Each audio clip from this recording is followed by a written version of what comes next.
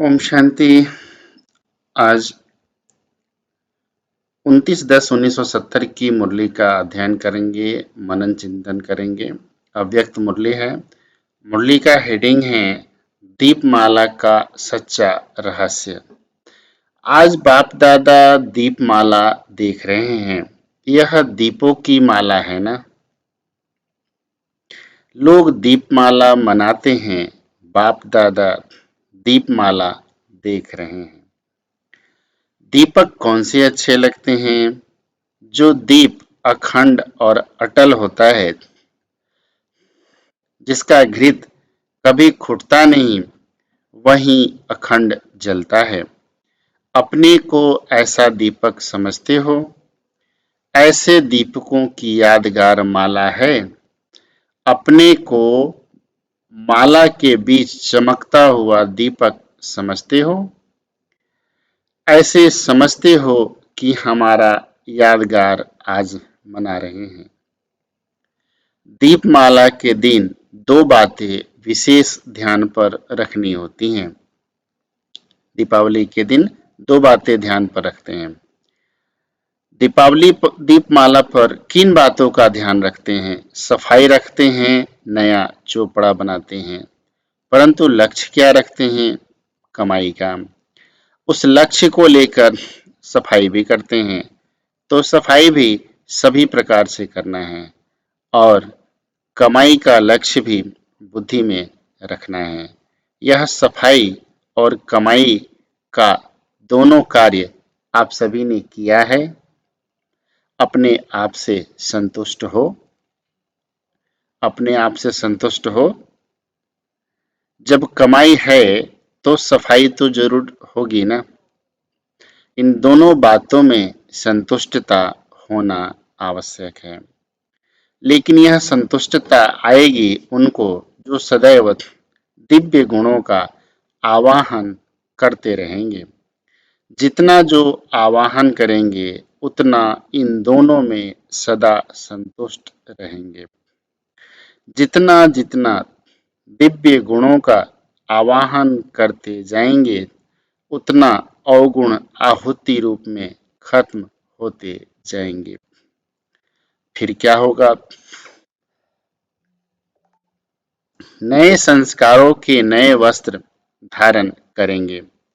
अभी आत्मा ने नए संस्कारों रूपी व नए वस्त्र धारण किए हैं कि कभी कभी पुराने वस्त्रों से प्रीत होने के कारण वह भी धारण करते हैं। जब मर्जीवा बने, नया जन्म नए संस्कारों को भी धारण किया, फिर पुराने संस्कार रूपी वस्त्रों को कभी क्यों धारण कर लेते हो? क्या पुराने वस्त्र अति प्रिय लगते हैं? तो जो चीज बाप को प्रिय नहीं, वह बच्चों को प्रिय क्यों? आज तक जो कमजोरी, कमियां, निर्बलता, कोमलता रही हुई हैं, वह सभी पुराने खाते आज से समाप्त करना। दिवाली के दिन बाबा ने सबसे गिफ्ट लिया। क्या गिफ्ट लिया? जो भी कमियां हैं, कमजोरियां हैं, निर्बलता है, कोमलता रही हुई हैं, वह सभी पुराने खाते आज से समाप्त करना। यह दीपमाला मनाना है। अल्पकाल के लिए नहीं, लेकिन सदा काल के लिए और सर्व रूपों से समाप्त करना। यह है दीपावली मनाना। दीपावली को ताजपोशी का दिवस कहते हैं। आज आप सभी के कौन सी ताजपोशी मनाई है? ताजपोशी के दिन क्या किया जाता है? राज सिंहासन का समारोह कभी देखा है? कभी राजाओं का समारोह देखा है क्या? स्मृति आती है? कितनी बार देखा होगा? बाबा के कहने का भाव कि आप स्वर्णिम दुनिया में जो राजाएं थे, राज्य किया, क्या आपको याद आता है कि हमारा सिंहासन, हमारा समारोह कैसा होता है? राज सिंहासन का समारोह कैसा होता है? कितनी बार देखा होगा? बाबा पूछ रहे हैं। तो हम क्या कहेंगे? अनेक बार। दिन प्रतिदिन ऐसे अनुभव करेंगे जैसे इस जन्म में प्रत्यक्ष देखी हुई बातें स्पष्ट रूप में इमर्ज रहती हैं।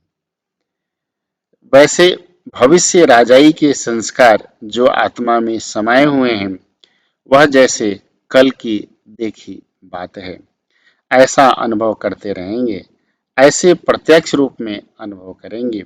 इससे समझना, अब हम अपने संपूर्ण स्थिति और अपने राज्य के समीप पहुंच गए हैं। जैसे जैसे हमारी स्मृति, जो हम राजाई कुल में थे, राजाओं की स्मृति और स्वर्णिम दुनिया की स्मृति आती रहेंगी, आती जाएंगी, तो समझना है कि हम नई दुनिया के नज़दीक हैं, हम उस लेवल तक पहुंच रहे हैं। अगर नहीं आ रही है तो नहीं है। सतयुगी संस्कार सोचने व स्मृति में लाने से नहीं, लेकिन स्वतः ही और स्पष्ट रीति जीवन में आते रहेंगे। स्वर्णिम दुनिया के संस्कार ऑटोमेटिकली जीवन में आते रहेंगे। इस दुनिया में रहते हुए भी नयनों में सतयुगी नज़ारे दिखाई देंगे। न सिर्फ इतना, लेकिन अपना भविष्य स्वरूप जो धारण करना है, वह भी आंखों के आगे बार बार स्पष्ट दिखाई देगा। हम आगे भविष्य में क्या बनने वाले हैं, वो सब दिखाई देगा।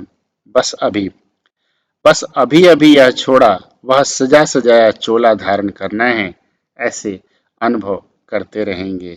इस संगम युग पर ही सतयुगी स्वरूप का अनुभव करेंगे। पुरुषार्थ और प्रारब्ध दोनों रूपों से हर एक को प्रत्यक्ष देखेंगे। तो आज दीपावली के दिन दिव्य गुणों का आवाहन करना है। अभी फिर भी मुख से निकलता है कि हाँ, कल पहले यह किया होगा, लेकिन पीछे यह शब्द बदल जाएंगे। इस कल्प की बात हो जाएंगी, 5000 वर्ष की बात इतनी स्पष्ट स्मृति में आएंगी जैसे कि कल की बात है। जैसे साइंस के साधन से दूर की चीज भी समीप और स्पष्ट दिखाई पड़ती है ना, जिसको दूरबीन कहते हैं। तो आपका तीसरा नेत्र कल्प पहले की बातें समीप और स्पष्ट देखेगा, वह अनुभव करेगा। तो पुराने संस्कारों की चौपड़ियों को फिर से भूल से भी नहीं देखना। नवीनता को धारण करना, यही आज के दिन का मंत्र है। रत्न जड़ित चोला छोड़ जड़ जड़ीभूत चोले से प्रीत नहीं लगाना। स्वर्णिम दुनिया का जो रत्न जड़ित चोला है, उसको छोड़ करके इस पुरानी दुनिया के इस शरीर रूपी चोले से प्रीत नहीं लगाना। सदैव बुद्धि में बाप दादा की स्मृति व निशाना और आने वाले राज्य के नज़ारे नयनों में और मुख में सदैव बाप दादा का नाम हो। इसको कहते हैं बाप दादा के अति स्नेही और समीप रतन। सभी ने श्रेष्ठ और समीप रतन बनने का दांव लगाया है ना, या जो भी मिले वह अच्छा है। अगर इस बात में संतुष्ट रहे तो संपूर्ण नहीं बन सकेंगे। इसलिए सदैव यह दांव लगाओ कि हम विजयी और संपूर्ण बनकर ही दिखाएंगे। कमजोरी के शब्द समाप्त करेंगे, हो ही जाएगा, पुरुषार्थ कर रहे हैं, यह शब्द भी ना निकले।